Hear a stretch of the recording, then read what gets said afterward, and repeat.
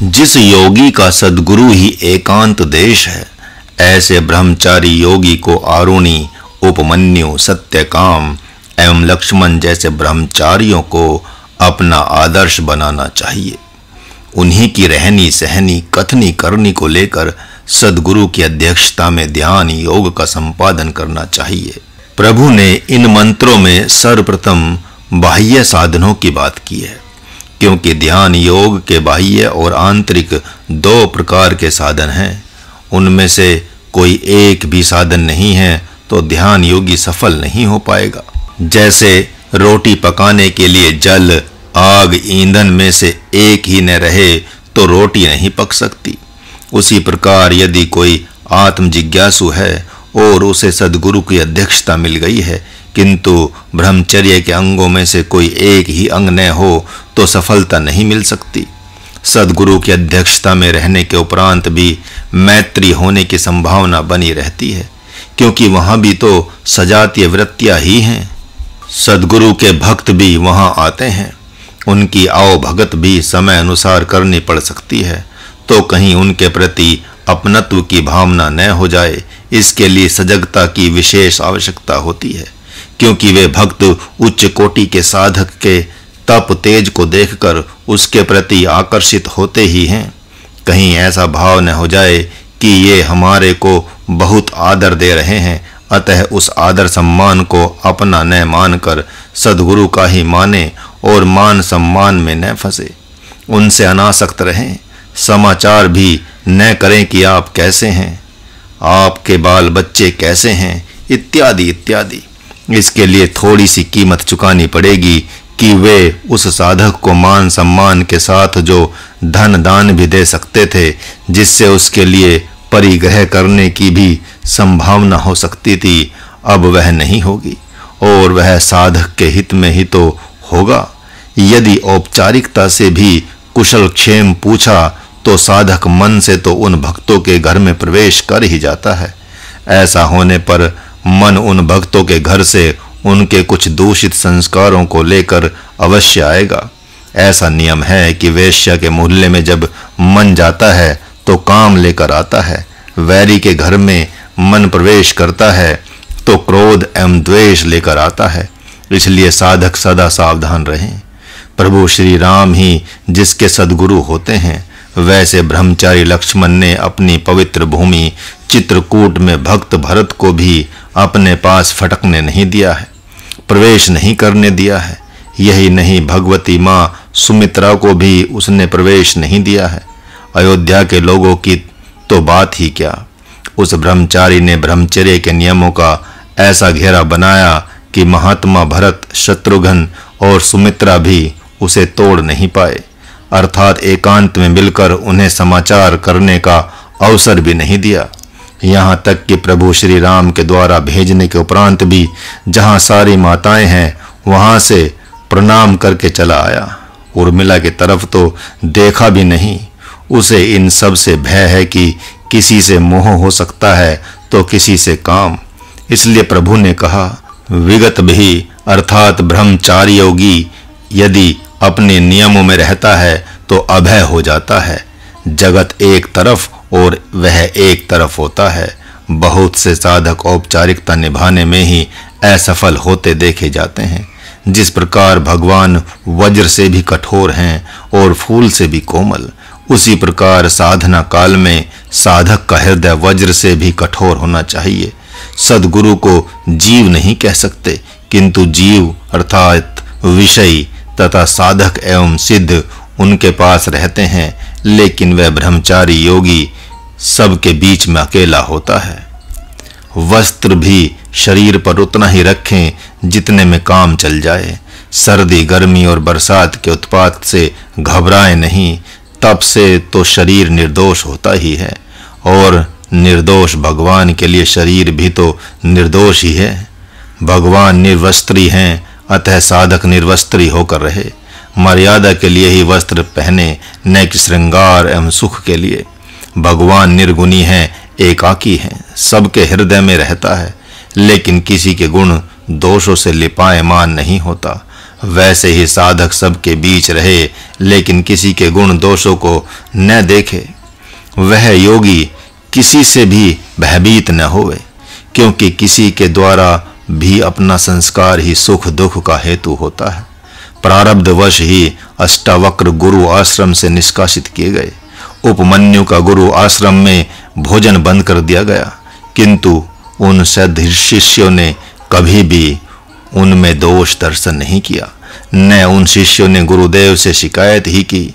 वह दृढ़ता से ब्रह्मचर्य व्रत में स्थित साधक गुरु आश्रम में रहने वाले अन्य शिष्यों को भी सद्गुरु का ही अंग माने। सुना जाता है कि भगवती सीता जब तक रावण के हृदय में वास कर रही थी, तब तक प्रभु श्री राम ने भी उसके हृदय पर आघात नहीं किया। फिर शिष्यों के हृदय में तो गुरुदेव सदैव विराजमान रहते ही हैं। अतः उन सब से द्वेष करने का तात्पर्य गुरुदेव से ही द्वेष करना माना जाएगा। साधक को सद्गुरु के पास कितना सजग होता है, यह जितेंद्रिय लक्षण के चरित्र से जानना चाहिए। उनके पास भी उनका प्रारब्ध सुपर्णखा बनकर आ गया था। यद्यपि प्रभु श्री राम ने ही लक्ष्मण के पास उसे भेजा था, क्योंकि नैष्ठिक ब्रह्मचारी के पास माया भी बिना भगवान की प्रेरणा के नहीं जा सकती। लेकिन लक्ष्मण ने यह जानकर भी कि प्रभु श्री राम ने ही इसे मेरे लिए भेजा है, उसके प्रस्ताव को अस्वीकार कर दिया। सदैव सजग रहने वाले लक्ष्मण प्रभु की परीक्षा में उत्तीर्ण हुए, जिसका परिणाम हुआ कि आत्मज्ञान पाया। सद्गुरु भी साधक की परीक्षा हेतु ऐश्वर्य दे सकता है, अर्थात कंचन, कामिनी और कीर्ति दे सकता है, लेकिन साधकों को उसे विनम्रता पूर्वक अस्वीकार करने का ही अधिकार है। ब्रह्म जिज्ञासु महात्मा भरत के सामने भरद्वाज ऋषि ने दिव्य सिद्धियों, विभूतियों एवं ऐश्वर्यों की बरसात कर दी, किंतु उन्होंने उनकी ओर देखा तक नहीं। समम काय शिरोग्रीवम, शरीर को सम, शांत, सीधी रेखा में तो रखें, लेकिन इतना तने भी नहीं घोड़े की तरह। यह ब्रह्मचारी का बहिरंग साधन है। वह साधक पलंग पर न बैठे, भले ही लकड़ी का ही पलंग क्यों न हो। आजकल साधक लकड़ी का तख्त बनवाते हैं, इसलिए कि ध्यान अवस्था में सांप और बिच्छू शरीर पर न बैठ जाएं। इसी से तो भगवान ने कहा है, जब ब्रह्मचारी अपने चारों तरफ ब्रह्म रेखा खींच देता है, तो उसे उस रेखा के अंदर आने वाला कोई भी हिंसक प्राणी अहिंसक हो जाएगा। ब्रह्म रेखा का तात्पर्य है सद्गुरु की अध्यक्षता में उसी की आज्ञा अनुसार चल रहा है, तो अपने आप से शरीर को अलग करने के लिए इसे स्थिर करना होगा। जिस प्रकार मकान के स्थिर होने से पुरुष उसमें आते जाते हैं, उसी प्रकार सम, शांत एवं स्थिर बैठे हुए शरीर के भीतर बाहर योगी सुगमता से आ जा सकता है। यही नहीं, इस दिव्य शरीर रूपी महल के चिदाकाश में भगवान बैठा हुआ है, अर्थात अपना मूल केंद्र है। अतः ब्रह्म रेखा में रहने पर उस केंद्र में प्रवेश किया जा सकता है, अथवा इस शरीर को छोड़कर मन के द्वारा वह साधक बाह्य चिदाकाश में प्रवेश कर सकता है, क्योंकि बाह्य चिदाकाश में भी भगवान उतना ही है जितना कि भीतर। ब्रह्म तो सर्वत्र है, यद्यपि उसका संबंध इस शरीर से नहीं है, फिर भी भ्रम हो रहा है, तो वह साधक कर भी क्या सकता है। इसलिए इस सूत्र के द्वारा उस संशय का निवारण तो करना ही होगा। अतः इस शरीर को भली भांति आसन लगाकर जमा दें और 15 मिनट में 5 मिनट आसन को बढ़ा दें। पांव सहित शरीर में दर्द होगा, उस दर्द को सहन करें। आधा घंटा आराम से शरीर बिना हिले डुले बैठा जाता है, तो 5 मिनट परेशानी से उसे बैठा कर रखें। इस प्रकार प्रत्येक 15 दिन में 5 मिनट बढ़ाता हुआ वह साधक 2-3 साल में ही बिना हिले डुले पत्थर की चट्टान की तरह शरीर को 3-4 घंटे बैठा कर रख सकता है। जब 4 घंटे शरीर स्थिर बैठ जाए, तो बैठते ही संकल्प करें कि आज बिना हिले डुले मेरा शरीर 4.25 घंटे बैठ रहा है। तो ठीक 4.25 घंटे के उपरांत ही पांव और पीठ में दर्द की अनुभूति होगी। इस प्रकार 10 दिन में आधा घंटा का संकल्प करता हुआ कुछ ही महीनों में 12 घंटे 15 घंटे शरीर को संकल्पवत बैठाया जा सकता है। यदि साधक को शरीर को सुबह 5 बजे बैठाकर संकल्प कर दे कि आज आसन 15 घंटे जमा रह जाए तो रात्रि को 8 बजे ही शरीर में स्पंदनशीलता आएगी। उसी प्रकार यदि रात्रि में ही ध्यान योग का अभ्यास करना चाहता है तो शाम 6 बजे से 9 बजे, 10 बजे, 12 बजे, 2 बजे तक शरीर को संकल्पवत बैठाता हुआ शाम से सवेरे तक सुखपूर्वक शरीर को बैठा सकता है। इस प्रकार उसे भले ध्यान लगे या न लगे, लेकिन उसको एक सिद्धि तो मिल ही जाएगी कि शरीर उसके कहने में हो जाएगा। जब शरीर उसके कहने में हो जाए तब दूसरा प्रयोग करें कि आज 1 घंटा मेरे चित्त से मानस पटल पर विचार न आवे, तो विचार मन को उद्वेलित नहीं करेंगे। इसी प्रकार विचारों को भी संकल्प से स्तंभित कर दिया जाता है, अर्थात रोक दिया जाता है। नींद भी उसी क्रम से अपने वश में होती है। साधक सर्वप्रथम साल भर तक 5 घंटे सोए, प्रत्येक 15 दिन में 5 मिनट कम करता हुआ 3 साल में 2 घंटे में ही नींद को पूरा कर लेगा। यही नहीं, वह अपने लिए सिद्धि ही हो जाएगी। जब चाहा तब आएगी और जितना चाहोगे उतनी देर रहेगी। जब उसका बहिरंग साधन संपन्न हो जाए तो अंतरंग साधन के लिए प्रयत्न करें। वह कैसे? संप्रेक्ष्य नासिकाग्रम स्वः, अन्य दिशाओं में न देखकर नासिका के अग्रभाग को देखता हुआ अपनी आत्मा को परमात्मा में केंद्रित करें। यहीं से ध्यान योग प्रारंभ हो जाता है। स्थूल भाषा में नासिका का अग्रभाग तो भ्रुकुटी है, किंतु यहाँ प्राकृत योग अर्थात अष्टांग योग के ध्यान योग की बात नहीं की गई है। यह भगवान द्वारा वर्णित दिव्य ध्यान योग है। इसलिए नासिका के अग्रभाग एवं अन्य दिशाओं को भी समझना होगा कि वे सब क्या हैं। मैं अमुक जाति वाला हूँ, यह भावना ही अपनी नाक है।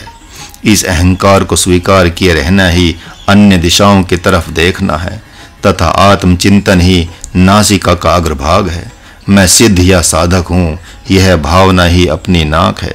इस भाव को न त्यागना ही अन्य दिशाओं को देखना है तथा आत्मचिंतन ही नासिका का अग्रभाग है। मैं जप तप योग कर रहा हूँ, यह भावना ही अपनी नाक है। इस अहंकार को न त्यागना ही अन्य दिशाओं की ओर देखना है तथा आत्मचिंतन ही नासिका का अग्रभाग है। मैं अमुक गांव, नगर तथा क्षेत्र और प्रदेश वाला हूँ, यह भावना ही अपनी नाक है। इस भावना को न त्यागना ही अन्य दिशाओं की तरफ देखना है तथा आत्मचिंतन ही इस नासिका का अग्रभाग है। मैं अमुक देश वाला हूँ, यह भाव ही अपनी नाक है। इस भाव का त्याग न करना ही अन्य दिशा की तरफ देखना है तथा आत्मचिंतन ही नासिका का अग्रभाग है। मैं उत्तम कुल और परिवार वाला हूँ, यही नासिका है। इस क्षुद्र भाव को न त्यागना ही अन्य दिशा की तरफ देखना है तथा आत्मचिंतन ही नासिका का अग्रभाग है। मैं बड़ा कुटुंबवान तथा बड़ा धनवान हूँ, मेरे जैसा कोई दूसरा है ही नहीं, यह क्षुद्र भाव ही नाक है। इस क्षुद्र भाव को धारण किए रहना ही अन्य दिशाओं की तरफ देखना है तथा आत्मचिंतन ही नासिका का अग्रभाग है। ये मेरे माता पिता, भाई बांधव एवं बाल बच्चे हैं, यह द्वैत भाव ही नाक है। इसको न त्यागना ही अन्य दिशा की तरफ देखना है तथा आत्मचिंतन ही नासिका का अग्रभाग है। मैं और मेरा, तू और तेरा, यह शरीरगत भाव ही नाक है। अहर्निश इसी में लगे रहना ही अन्य दिशाओं की तरफ देखना है तथा आत्मचिंतन ही नासिका का अग्रभाग है। इस प्रकार नासिका के अग्रभाग अर्थात आत्म स्वरूप का चिंतन करता हुआ योगी अपने शुद्ध साक्षी सम शांत सचिदानंद स्वरूप में स्थित होने का प्रयत्न करे। प्रशांत आत्मा मन है संयम मच्चितो युनंजेनव सदात्मनाम योगी नियत मानसः। शरीर मन बुद्धि से अच्छी प्रकार अनासक्त हुआ वह उपद्रष्टा रूप होवे, यही उसका ब्रह्म में अपने चित्त को देना है, स्थिर करना है। इस दृष्टापना की स्थिति के लिए प्रयत्न करना ही उपकर्ता होना है। प्रथम अवस्था में वह उपकर्ता और उपद्रष्टा होता है तथा द्वितीय अवस्था में वही महाकर्ता और महाद्रष्टा अर्थात परम दृष्टा कहलाता है। वह उपकर्ता और उपद्रष्टा कैसे हुए इसके विषय में चिंतन देखें। सर्वप्रथम मैं एक ही था, किंतु अज्ञानात्मक दृष्टि को धारण कर शरीर को अपना स्वरूप मानकर दो हो गया। मात्र पितृभाव को स्वीकार कर 3-4 रूपों में हो गया। शादी विवाह रचाकर बाल बच्चों एवं अन्य स्वजनों सहित अनेक हो गया।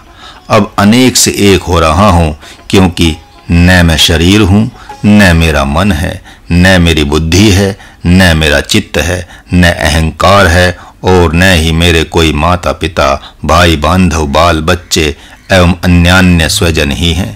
अब मैं प्रकृति के इन संपूर्ण अंगोपांगों को न अपना मानूंगा, न इनके व्यवहार को ही देखूंगा। ये चाहे मरें चाहे जिएं, चाहे रोएं या हंसें, चाहे मुझे भला कहें या बुरा, चाहे मुझे सताएं या प्यार करें, मैं अब सम शांत शुद्ध साक्षी होकर देखता रहूंगा। आखिर मैं जब शरीर नहीं हूँ, न मन बुद्धि आदि मेरे में हैं, तो मुझ साक्षी आत्मा को कोई कैसे देख सकता है और कोई कैसे कुछ कह सकता है। अहो, कैसा आश्चर्य है कि यह शरीर ही एक नाक है और जगत रूप दृश्य ही अन्य दिशाएं हैं। फिर मैं न नाक को देखूंगा न अन्य दिशाओं को देखूंगा। मैं तो अब शुद्ध साक्षी रूप में ही सदा सर्वदा रमण करूंगा। जिस शरीर और संसार को मैं बहुत कुछ समझता था, बहुत ही महत्व देता था, वह तो कुछ भी नहीं है, संपूर्णता से निस्सार है। फिर सार वस्तु तो एकमात्र मैं ही हूँ। मैं अपने आप को ही क्यों न देखूं? छी छी छी, धिक्कार है मेरे को कि मेरे संकल्प के अधीन रहने वाले शरीर मन बुद्धि मुझे ही अपने वश में कर लिए थे। मैं उपकर्ता ही क्षुद्रकर्ता बन गया था, अर्थात प्रकृति के कर्म को ही अपना किया हुआ कर्म मान लिया था। ज्योतिर्मय ध्यानी को देखकर सतोगुणी ध्यान करने लगता था, जाप को देखकर कभी जप करने लगता था, पूजक को देखकर कभी पूजक बन जाता था। इस प्रकार मैं निष्क्रिय सा हो गया था। कभी सतोगुण उत्पात मचाता था तो कभी रजोगुण और तमोगुण, लेकिन मैं मूर्ख आत्मा होकर भी अनात्मा सा हो गया था, इत्यादि इत्यादि। इस प्रकार आत्मचिंतन करते करते अचिंतन रूपता प्रकट होगी, मौन अवस्था आएगी और स्वयं का साक्षित्व अर्थात दृष्टापना भी प्रकट होगा। आत्मचिंतन करना ही आध्यात्मिक धारणा उपकर्ता होना है। उसके उपरांत 5-10 मिनट के लिए शुद्ध साक्षित्व प्रकट हो जाना ही अपने रूप स्वरूप का ध्यान है, यानी उपद्रष्टा होना है, तथा इस दृष्टापना का 12-15 घंटे टिका रह जाना ही समाधि है और सदा सर्वदा के लिए सम शांत सच्चिदानंद घन शुद्ध साक्षी आत्मा होने की स्थिति बने रहना ही परम निर्वाण रूपता है, परम शांति है, परमानंद है, कैवल्य पद है, परम पद है। मैं ही आत्मा हूँ, यह प्रकट होने लगना आध्यात्मिक योगियों की आत्म ज्योति है, तथा मैं ही सर्वरूप होने से सगुण हूँ और सर्वरूपता का वास स्थान होने से मैं ही निर्गुण हूँ। यह अनुभूति ही अनहद नाद है और अहर्निश समष्टि चेतना अर्थात समष्टि स्मृति का बना रहना ही आत्मरूपता है, आत्मस्वरूपता है। प्रश्न है कि ऐसी स्थिति आने में तो नींद और विचार रजोगुण बहुत बाधा डालेंगे, तो यह स्थिति कैसी होगी? इसके उत्तर में ही कहा गया है, युक्ताहार विहारस्य योगो भवति दुःखः। दुखों का नाश करने वाले इस ध्यान योग की प्राप्ति के लिए कोई चाहे कि सहसा हम कर्म को छोड़ दें, कोई चाहे कि सहसा हम निद्रा को छोड़ दें, अनशन करके करें तो ऐसा नहीं हो सकता, अर्थात सहसा ध्यान योग नहीं प्राप्त किया जा सकता। सात्विक एवं संयमित आहार व्यवहार से ही यह ध्यान योग सिद्ध हो सकता है। शुद्ध आहार एवं शुद्ध कर्म से शरीर तपोमय होता है, अतः तपोमय जीवन से कायाकल्प करके शरीर को बिठावें। ब्रह्मचारी के व्रत में स्थित होने से भी कायाकल्प होता है, ऐसा करके शरीर को ध्यान चिंतन में बिठावें। शरीर के द्वारा सर्वप्रथम हल्के एवं शुद्ध आहार से नींद कम करें। थोड़े से प्राणायाम, आसन एवं भगवान नाम जप से मन तथा इंद्रियों को शुद्ध करें, फिर आत्मचिंतन की योग्यता आ ही जाएगी। आहार व्यवहार के अनुपात को भी अच्छी प्रकार देखें।